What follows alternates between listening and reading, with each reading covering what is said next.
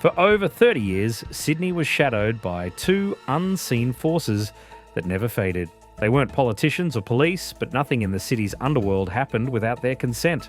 George Freeman and Lenny McPherson didn't command with headlines or public trials. They ruled discreetly through gambling empires, behind-the-scenes deals, fear and influence, extending from Sydney streets to American crime families. Royal commissions named them, police pursued them, and rivals feared them. Yet convictions were rare, and their power remained unshaken. One was a bookmaker who outsmarted the system, while the other was an enforcer pulling strings from behind the scenes. This is the story of the two kings who led Sydney's criminal underground for more than 30 years and how they maintained their dominance despite others falling. Before we go any further, hit subscribe.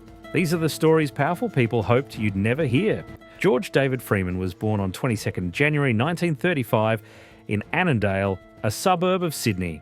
He was the youngest of three children, born to William David Freeman and Rita Eileen Freeman, née Cook. His parents had married in Five Dock in 1931, but divorced in 1946. Freeman later became known as a bookmaker, racing identity, and illegal casino operator. During the 1970s and 1980s, he was closely linked to Sydney's drug trade and appeared repeatedly in royal commissions investigating organised crime. Authorities also identified connections between Freeman and American crime figures. Despite the scale of the allegations, Freeman was never brought to trial for his later crimes. His confirmed convictions came earlier in life, serving several prison sentences for theft between 1951 and 1968. In the mid-1980s, he was fined for SP bookmaking but avoided jail. In 1979, Freeman survived an attempted murder. He married twice and later published an autobiography offering his own version of events.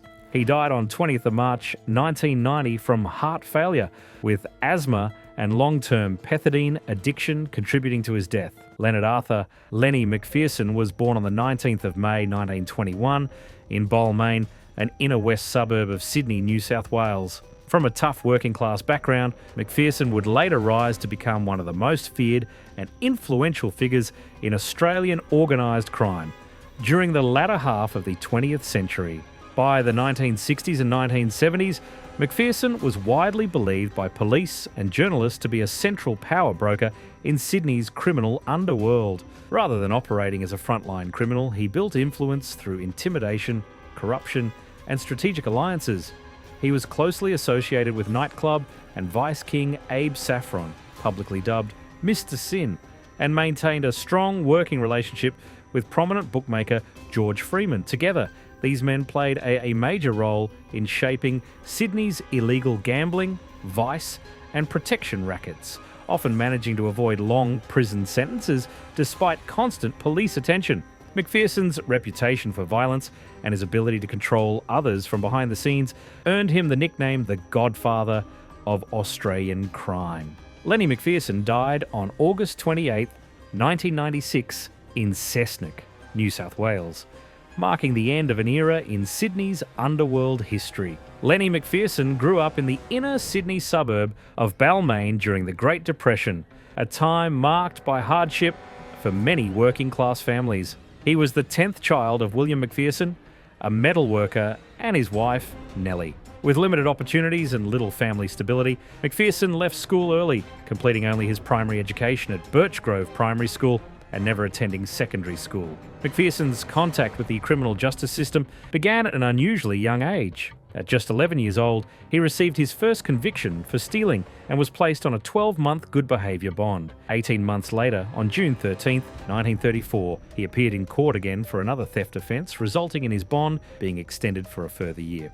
Only days after that court appearance, on the 18th of June 1934, McPherson was convicted on 2 additional charges of stealing.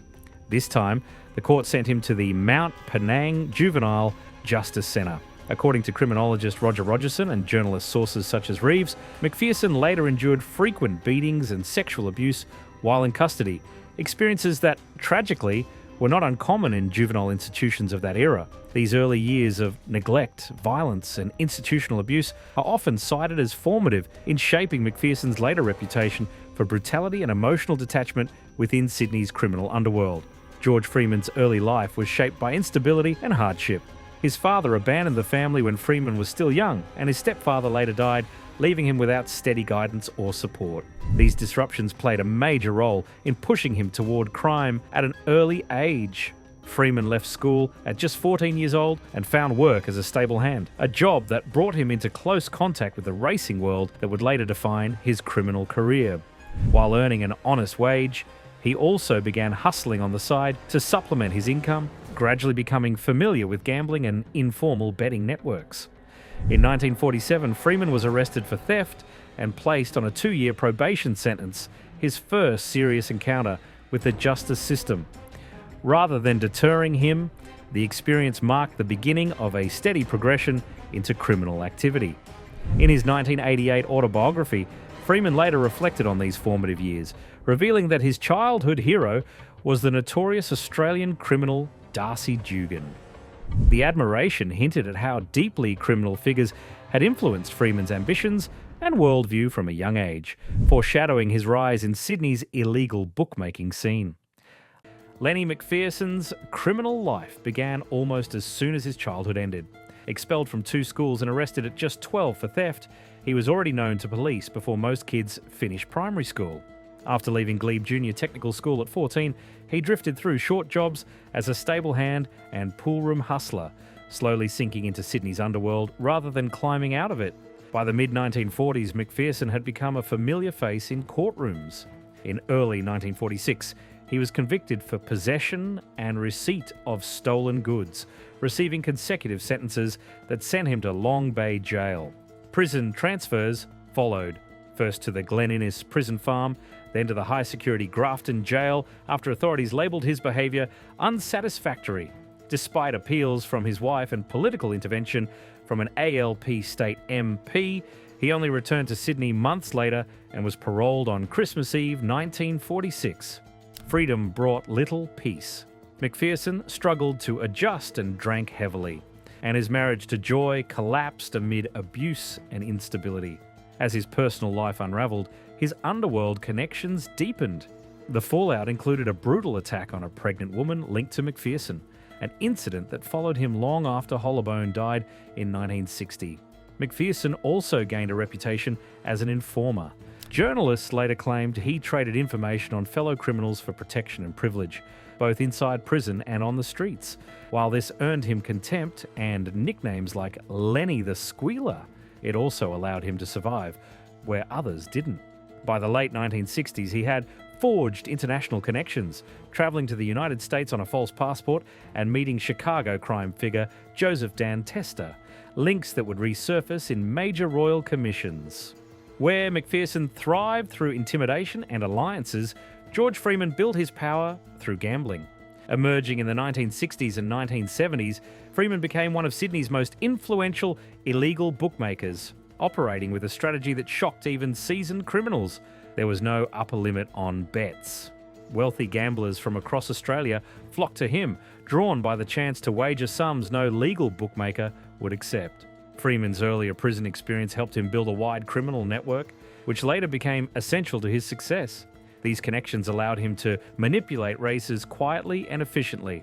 Fixes were arranged with care, money moved without records, and blame always landed elsewhere. In his own words, crime flourished in Sydney because boredom and opportunity met, and illegal bookmaking was simply the smarter option.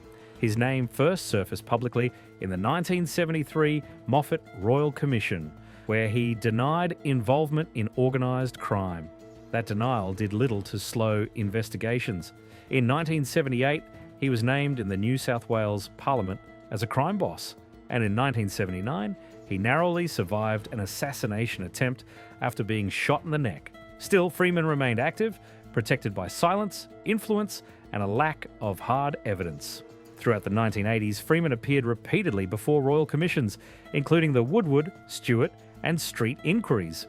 He admitted to travelling overseas on a forged passport to meet Joseph Dan Testa, confirming his links to McPherson, but avoided serious convictions. His most infamous scandal came in 1981 with the horse Mr. Digby, which he owned.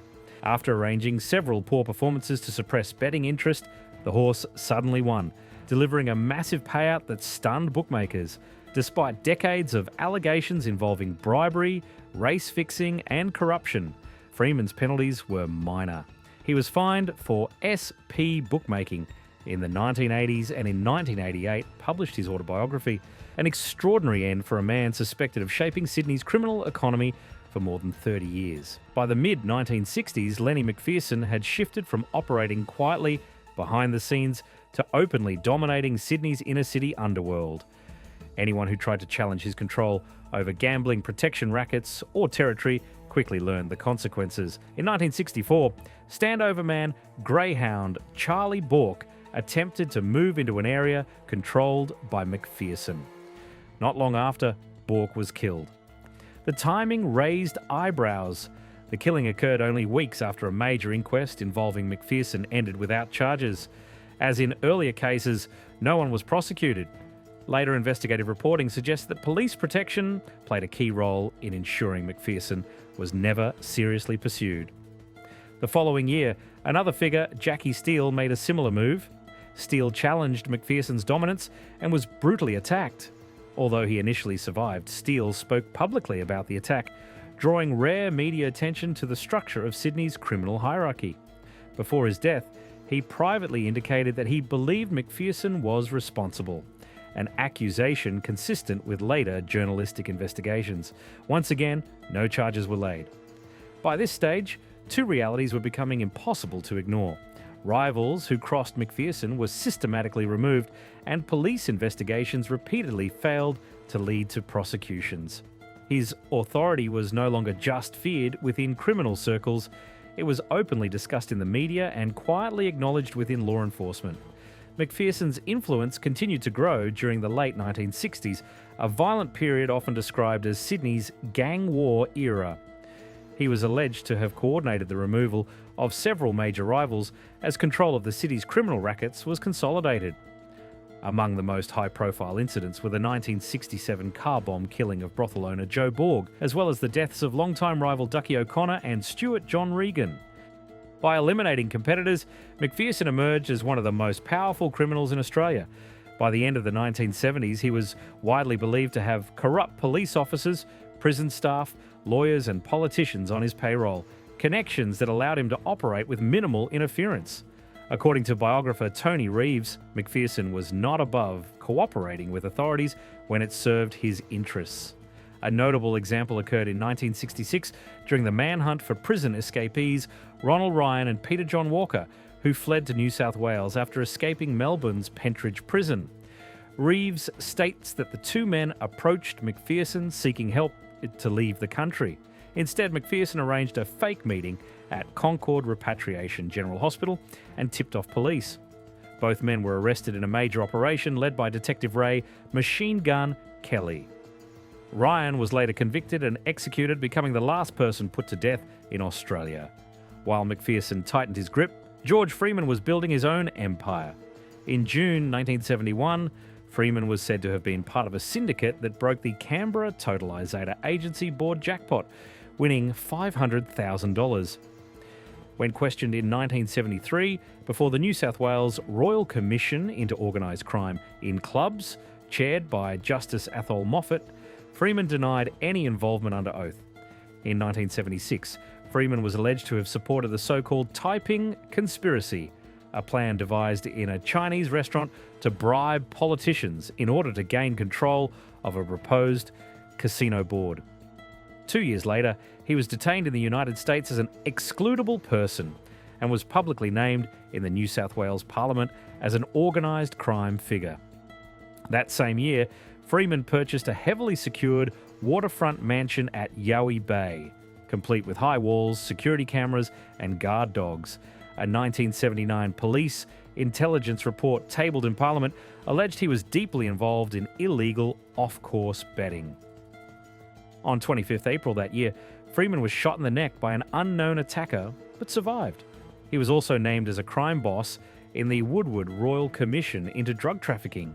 Despite being accused over the years of murder, assault, race fixing, running illegal casinos, bribing police, and dealing with American crime figures, Freeman's only convictions came in 1983 and 1986 for illegal betting. The penalties were modest fines of $500 and $5,000. As one associate later joked, The only thing George never got blamed for was the Newcastle earthquake. Freeman was described as well-dressed, charismatic, and socially adept, maintaining a degree of respectability despite his reputation. In 1988, he published George Freeman, an autobiography, openly acknowledging his deep involvement in Sydney's underworld. By the late 1960s, McPherson was also playing a role in connecting Australian criminals with American organised crime figures. Key Australian figures involved included Ronnie Lee, George Freeman, and Stan Smith. One of the most notorious meetings took place in Sydney in 1969, when reputed Chicago mob hitman Joseph Dan Tester visited Australia with associate Nick Giordano. During the visit, McPherson hosted Tester and Giordano on a hunting trip, an event later loosely fictionalised in the film Dirty Deeds, 2002. The following year, McPherson travelled to Chicago to visit Tester, further strengthening those overseas connections. McPherson was also believed to have been involved in the early development of the illegal heroin trade linked to Southeast Asia in the early 1970s. During the Moffat Royal Commission into Organised Crime, an informant alleged that Tester, acting on behalf of the Mafia, was conspiring with McPherson and poker machine manufacturer Bally Manufacturing to dominate the New South Wales market. Tester was later killed in a car bomb explosion in Florida in 1981. McPherson appeared as a witness before the Commission, which ran from 1973 to 1974. After decades of influence and near total immunity, Lenny McPherson's run finally ended in the 1990s. He was arrested, tried, and imprisoned for ordering the bashing of a business rival, one of the few crimes that ultimately stuck. McPherson died in custody on August 28, 1996, while incarcerated at Cessnock Jail. He was 75 years old. His death was ruled a heart attack. On September 3, 1996, he was buried at the Field of Mars Cemetery in Ryde, Sydney. For a man who had dominated Sydney's underworld for more than half a century, his end was quiet, behind prison walls far from the power he once wielded. George Freeman's life ended earlier, following years of declining health. He suffered from asthma, kidney disease, and a long-standing addiction to pethidine. On 20th March 1990, Freeman died at Sutherland Hospital in Caringbah. The coroner ruled the cause of death as heart failure brought on by an asthma attack, with his drug addiction listed as a contributing factor. Freeman was buried at Waverley Cemetery in Bronte, overlooking Sydney's eastern coastline. By the end of their lives, George Freeman and Lenny McPherson had left behind more than court records and police files. They left a blueprint of how power really worked in Sydney's underworld. If you found this deep dive into Sydney's underworld insightful, make sure to subscribe to the channel for more detailed stories, forgotten figures, and untold chapters of crime history. And let me know your thoughts in the comments. Do you think Freeman and McPherson were criminals who beat the system, or products of a system that failed to stop them? Thanks for watching, and we will see you in the next story.